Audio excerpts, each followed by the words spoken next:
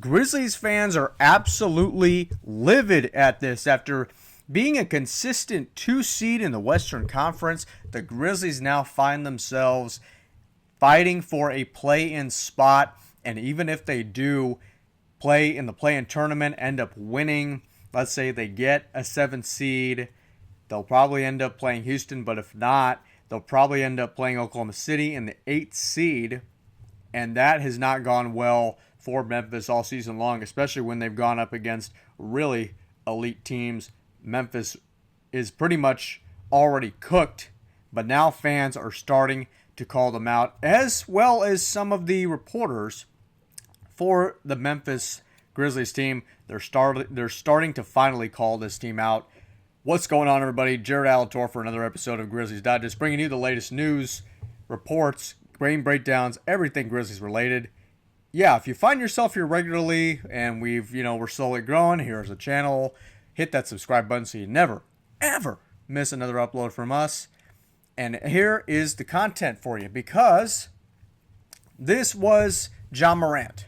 All right, this was from Drew Hill, and Ja Morant was very adamant after the Minnesota loss. Obviously, it was a very embarrassing third quarter whenever we saw Memphis and Minnesota go at it.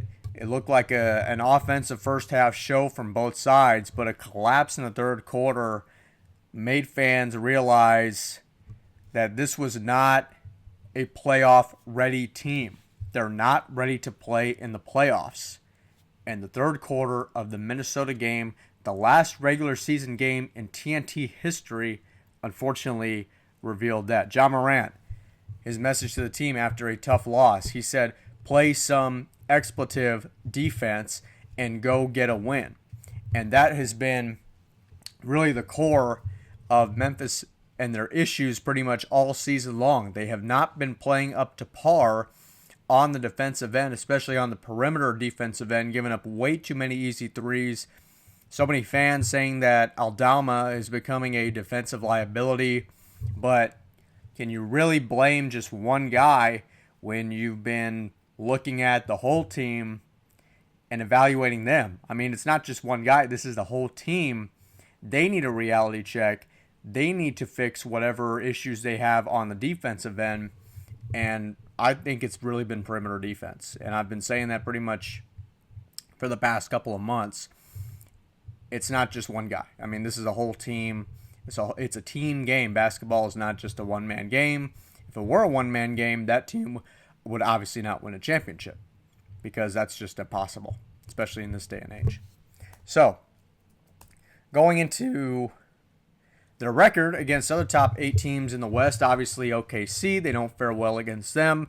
They're 0-4 against the Oklahoma City Thunder, 1-3 against the Houston Rockets, 1-3 against the Los Angeles Lakers, 1-2 against the Denver Nuggets, which they only scored 14 points in the fourth quarter. And that, we just talked about the collapse against Minnesota. This was a full team collapse in the fourth quarter, which made it so much worse. And which really proved, if the Minnesota game didn't prove anything, if fans thought, oh, okay, well, Minnesota, that was a disappointment. Let's see what we can do against Denver. Well, you got double whammied. Because, this team is clearly, unfortunately, not playoff ready. They've had a lot going on in the front office. Obviously, Taylor Jenkins fired, and Jalen Wells, he went down in a very unfortunate injury, but he is really recovering in a very fast way, in a way that I wouldn't have thought that he would. So kudos to him. And luckily, he is a young kid, so he's able to kind of battle through a very tough injury like that. But, luckily, he's going to be a really good weapon for the future. So kudos to Jalen, just for, taking a tough hit like that and doing anything he can to make a full recovery. I mean, he was literally on the court during shoot-around a couple of nights ago. So kudos to Jalen Wells. He's going to be back better than ever. Against the Clippers, they're 0-3. Warriors 1-3. Wolves 2-1. only loss came from that home game from a couple nights ago. Kind of says it all. And that's obviously very true.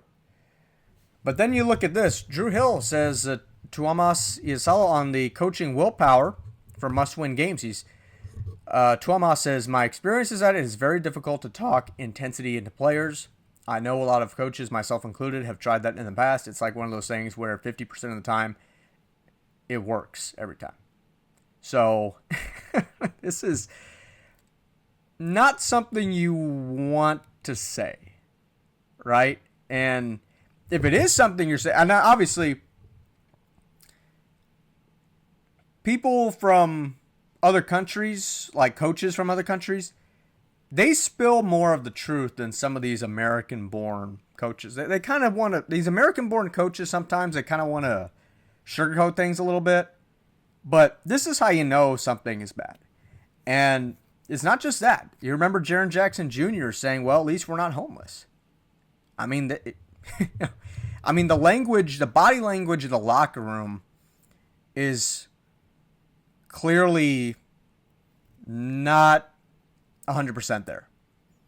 And I think it's really had to do with a lot more on the court issues, but obviously the off court issues with Taylor Jenkins probably had something to do with that. But unfortunately, I mean, this is where the Grizzlies are now. They put themselves into this position. Now it's up to them to get out of it. And look at this. Memphis Grizzlies against the Dallas Mavericks. Their status report, their injury report. Doubtful will be Aldama, Bane, Edey, Jackson, Kennard, Ja Morant, Scottie Pippen Jr. Out will be Brandon Clark, Zion Poland, Jalen Wells. DeMichael Cole, Grizzlies beat writer, says 8th seed. Here they come. Yes, DeMichael, that is true. 8th seed. Here they come after a consistent 2 seed all season long. Well, I don't want to say all season long, but maybe a good portion of the season. The Grizzlies now find themselves in play-in territory. They've had chances. The Minnesota game was really the one last shot that would give fans some hope that maybe some noise can be made. And, that's obviously not the case. And the fans, they are livid. No doubt about it. They are livid at this. Jared Alator, thank you so much for watching another video of Grizzlies Digest. If you find yourself here on a regular basis, of course, you can hit that subscribe button. If you do like this video, you can like this video, comment on this video, share this video, leave a comment down below. If Grizzlies fans checked out, I mean, it seems like Jaren Jackson has. It seems like Ja Morant already has. And now it's just up to a really solid offseason for Zach Kleiman.